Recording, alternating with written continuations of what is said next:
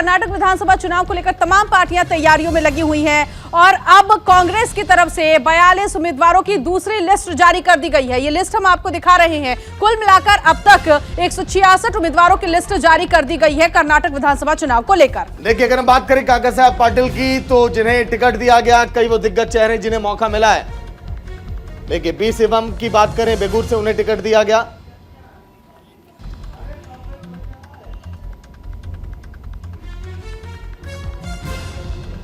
तो देखिए, बीएल की बात करें, बी शिवराम की बात करें, डॉक्टर मंतरगुड़ा की बात करें, ये वो तमाम चेहरे जिनको टिकट बंटवारे में जगह मिली और अभी आपको दिखाई देंगे चुनावी मैदान में। तो 224 विधानसभा सीट, इसमें से अब तक 166 उम्मीदवारों की लिस्ट जारी हो चुकी है। पहली लिस्ट की बात करें तो तकरीबन 124 उम्मीदवारों की लिस्ट तैयार थी और जारी की गई, और अब दूसरी लिस्ट जब जारी हुई है तो 42 उम्मीदवारों का जो नाम है उसका ऐलान किया गया है।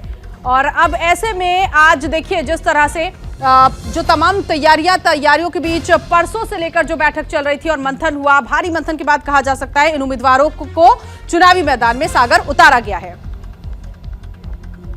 तो कुल मिलाकर देखिए, जिस तरह से ये चुनावी प्रक्रिया और इसमें लिस्ट जो जारी की गई है, अब एक नजर में जान लेते हैं कि कांग्रेस कितनी एक्टिव नजर आ रही है कर्नाटक चुनाव को लेकर। कर्नाटक चुनाव के लिए कांग्रेस ने दूसरी लिस्ट भी जारी कर दी है। 42 उम्मीदवारों को चुनावी मैदान में इस बार उतारा गया है। दूसरी लिस्ट में इनके नाम जो है वो दिखाए गए हैं। हम नाम भी दिखा रहे थे। कांग्रेस की दूसरी लिस्ट में 42 उम्मीदवारों के नाम, और भारी मंथन के बाद इन उम्मीदवारों को उतारा गया है चुनावी मैदान में। कर्नाटक विधानसभा चुनाव को लेकर गहनता से बातचीत हुई है। बीजेपी के 3 और जेडीएस के एक बागी को भी टिकट मिला है। तो देखिए, किस किस को कैसे कैसे उतारा गया है, इसको लेकर परसों से लेकर कल तक बैठक हुई और बैठक में कहा जा रहा था कि देर रात तक ये लिस्ट जारी हो जाएगी, लेकिन आज ये लिस्ट जारी की गई है। तो कांग्रेस छोड़कर, बीजेपी छोड़कर कांग्रेस में शामिल हुए पूर्व विधायक गोपाल कृष्ण, जिनको अब जगह मिली। बीजेपी छोड़ने वाले पूर्व एमएलसी बाबूराव चिंचन सूर को गुरमिटिकल से टिकट दिया गया है। तो ये तमाम वो जगह, अब कौन कौन से ये उम्मीदवार हैं जिनको टिकट मिला है। जेडीएस छोड़कर कांग्रेस में शामिल होने वाले पूर्व विधायक श्रीनिवास को भी गुब्बी से टिकट दिया गया है। इसके अलावा आपको बता दें, एमबी पाटिल को बाबलेश्वर, दिनेश गुंडूराव को गांधीनगर से टिकट मिला है। तो ये चुनावी लिस्ट और ये जो नेता हैं, जो उम्मीदवार हैं, इनको चुनावी मैदान में उतारा गया है। बीजेपी छोड़कर कांग्रेस में शामिल एमएलसी पुतना को राजाजीनगर से टिकट दिया गया है। तो इस बार जो दूसरी लिस्ट तैयार की गई है, इसमें देखा गया है कि बीजेपी को कम से कम टक्कर जो दे सके वो उम्मीदवार चुनावी मैदान में। पूर्व केंद्रीय मंत्री केएच मुनियप्पा को देवनहल्ली से कांग्रेस का टिकट मिला है। लिस्ट में फिलहाल कोलार के उम्मीदवार की घोषणा नहीं की गई, हॉट सीट कोलार, और फिलहाल इंतजार करना होगा कि कोलार से किसे चुनावी मैदान में उतारा जाता है, क्योंकि यहां पर जबरदस्त टक्कर है। 25 मार्च को कांग्रेस ने जारी की थी 124 उम्मीदवारों की पहली लिस्ट, और अब 42 उम्मीदवारों की लिस्ट जारी कर दी गई है। कुल मिलाकर 166 उम्मीदवार चुनावी मैदान में उतार दिए गए। पूर्व सीएम सिद्धारमैया के वरुणा सीट से वो चुनाव लड़ेंगे। यहां पर भी एक चीज ये है कि जो कांग्रेस में अंतरकलह है वो कहीं ना कहीं नजर भी आ रही है।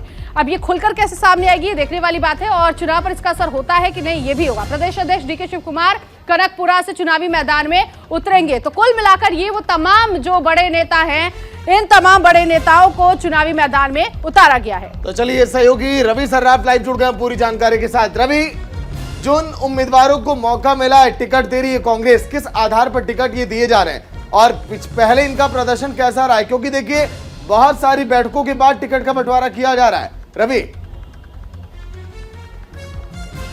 बिल्कुल सागर, देखिए, भारी माथापच्ची के बाद जो है कांग्रेस जो है अपने प्रत्याशियों की जो सूची है वो जारी कर रही है, और 2 सूची जो है कांग्रेस पार्टी ने जारी किया। उससे पहले 3 जो है सीसी की बैठक हो चुकी है। अमूमन बहुत कम राज्यों में ऐसा देखने को मिलता है कि एक सीट पर इतने समय तक जो है माथापच्ची की जाती है। और एक और सीसी जो है केंद्रीय चुनाव समिति की जो बैठक है वो अब से थोड़ी देर बाद कांग्रेस मुख्यालय में शुरू हो जाएगी। जो शेष बचे हुए जो सीट है उस पर मंथन किया जाएगा। तो लगातार देखिए, केंद्रीय चुनाव समिति की बैठक चल रही है। एक एक सीट पर एक एक प्रत्याशियों के नामों पर लगातार मंथन चल रहा है, और सभी बड़े नेताओं से राय भी लिया जा रहा था कि जो अंतरकलह की जो बात की जा रही थी वो कहीं ना कहीं बाहर निकल कर ना आए और किसी तरह का टकराव ना हो। क्योंकि देखिए, कर्नाटक से कई बड़े नेता जो हैं कांग्रेस पार्टी के, खुद पार्टी के राष्ट्रीय अध्यक्ष डीके शिव कुमार, सिद्धारमैया, ये तमाम जो नेता हैं वो कर्नाटक प्रदेश से आते हैं, और ऐसे में इनके तरफ से कोई नाराजगी ना निकल कर आए, इसीलिए एक एक सीट पर एक एक प्रत्याशियों के नाम पर लगातार मंथन हो रहा है। और राहुल गांधी इस सीसी की बैठक में शामिल हो रहे हैं और सभी प्रत्याशियों के नामों पर जब मुहर लग रही है तो उस पर अच्छे से चर्चा की जा रही है कि क्षेत्र में कितने ये मजबूत हैं, कितने नहीं है। इससे पहले कांग्रेस पार्टी ने एक सर्वे भी कराया था, सर्वे रिपोर्ट भी कांग्रेस पार्टी के सामने है हर एक विधानसभा के हिसाब से कि किस विधानसभा में कौन सा प्रत्याशी मजबूत है, जातीय समीकरण क्या कहता है, कौन नेता कितना एक्टिव रहा है, सोशल मीडिया पर किसकी अपनी उपस्थिति ज्यादा तेज तर्रार है। तो इन तमाम क्राइटेरिया को देखते हुए कांग्रेस पार्टी प्रत्याशियों का चयन कर रही है। दो बातें ये कि अभी तक कोलार सीट के लिए उम्मीदवार के नाम का चयन नहीं हुआ, इसके लिए कहीं ना कहीं लग रहा है कि मंथन बहुत जोरों पर है। दूसरा ये कि सिद्धारमैया को वरुणा सीट से उतारा गया, क्या इसके पीछे भी काफी माथापच्ची की गई जिसके बाद वरुणा सीट से सिद्धारमैया को उतारा गया? क्योंकि जिस तरह से हम भी जिक्र कर रहे हैं कि कांग्रेस अपने अंतर्कलह को बचाने की कोशिश कर रही है। आज मल्लिकार्जुन खड़गे को भी हमने सुना कि पार्टी में सब कुछ ठीक है, तो क्या समझे कि सिद्धारमैया को वरुणा सीट से उतारने के पीछे कांग्रेस का ये फैसला कि कांग्रेस में कोई अंतर्कलह ना हो?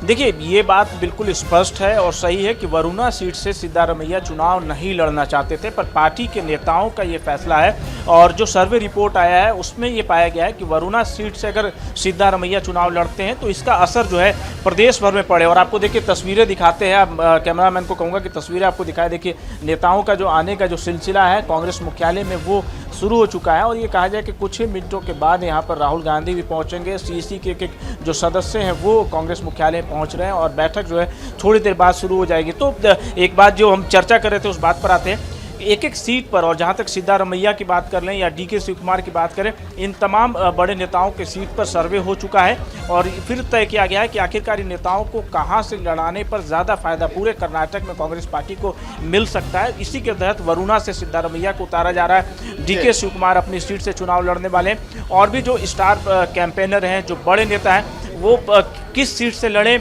तो ज़्यादा इफेक्ट पड़ेगा। इन तमाम चीज़ों को देखते हुए जातीय समीकरण को खासतौर पर देखिए कर्नाटक में अगर जातीय समीकरण रवि बने रहेगा, लौट कर आऊंगा कर्नाटक चुनाव को लेकर आगे क्या होने वाला है, कब चुनाव है, कब यहां पर परिणाम सामने आएंगे, जल्दी से ये भी आपको दिखा देते हैं। विधानसभा चुनाव की अगर बात करें 10 मई को चुनाव है और 13 मई को नतीजे सामने आएंगे, मतलब कि केवल 2 दिन का इंतजार, उसके बाद परिणाम सामने आएंगे कर्नाटक चुनाव को लेकर।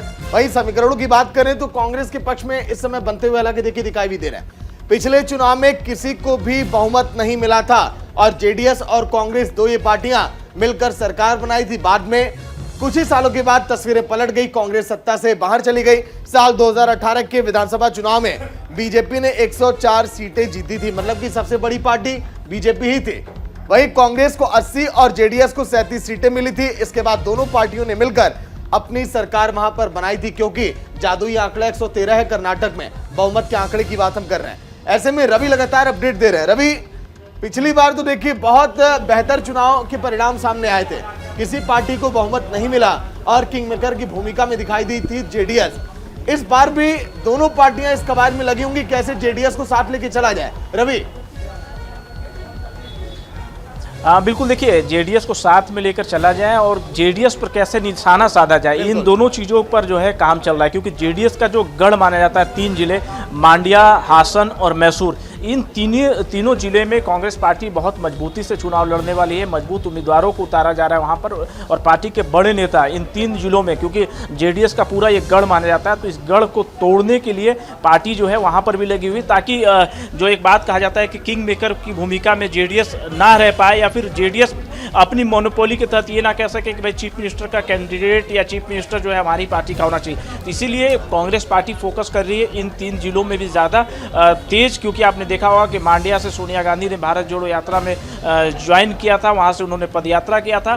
तो ऐसे में जो 3 जो महत्वपूर्ण जिले हैं और जो जेडीएस का गढ़ माना जाता है, उसे भी गिराने में कांग्रेस पार्टी जुटी हुई है और एक तालमेल भी बिठाया जा रहा है कि चुनाव के बाद अगर जरूरत पड़ता है तो किस तरीके से आगे गठबंधन किया जाए। पर संख्या जेडीएस की अगर कम होगी तो मुख्यमंत्री का जो पद है वो जेडीएस की तरफ से मांगा नहीं जाएगा। तो इसलिए कांग्रेस पार्टी फोकस इन तीनों जिलों में भी कर रही है। और अब इंतजार तीसरी लिस्ट का भी करना है, क्योंकि जो बाकी 58 उम्मीदवार बचे हुए हैं, उन 58 उम्मीदवारों में किन किन के नाम होंगे देखने वाली बात होगी। फिलहाल बहुत शुक्रिया रवि इस जानकारी के लिए।